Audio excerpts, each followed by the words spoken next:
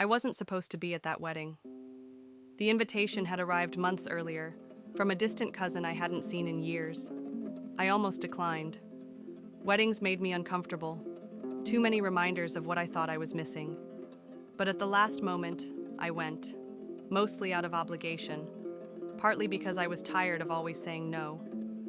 I arrived late and slipped quietly into the back row, hoping no one would notice me. The ceremony was already underway. Soft music, whispered laughter, the sound of promises being made. I watched politely, emotionally distant, until I felt someone sit beside me. He leaned in slightly. "You're in my seat," he whispered, smiling. I froze, mortified. "I'm so sorry." "It's okay," he said. "I like this seat better anyway." That was our first conversation. His name was Oliver.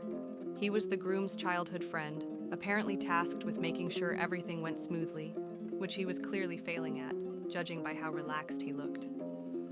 We exchanged small smiles during the ceremony, nothing more.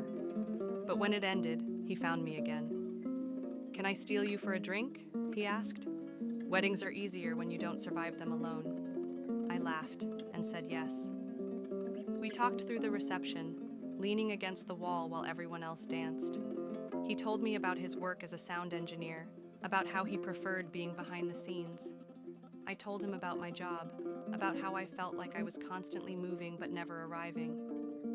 "What are you afraid of?" he asked suddenly. The question caught me off guard. "Standing still," I answered honestly. He nodded, like he understood.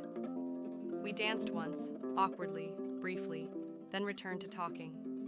When the night ended, I assumed that would be it. A pleasant, forgettable connection. Something that belonged to that evening alone. But he asked for my number. The next day, he texted.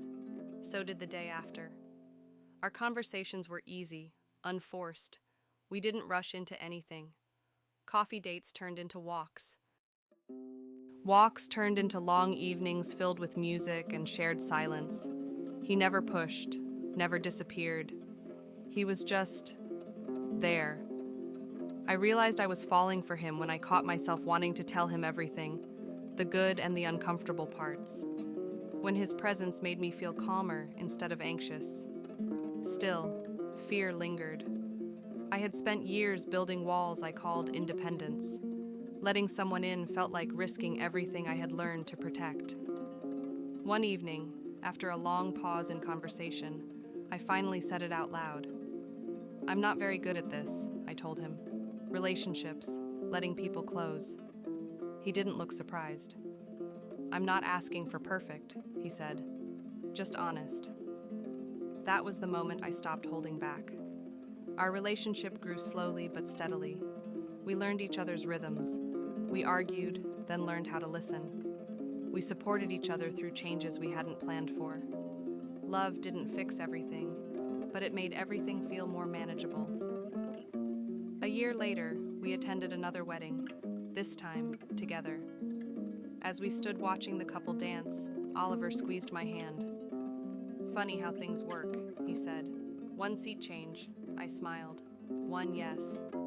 Now our life is filled with ordinary beauty, shared mornings, music playing softly while we cook, quiet understanding. I'm no longer afraid of standing still, because I'm standing with him. I wasn't supposed to be at that wedding, but I'm so glad I went.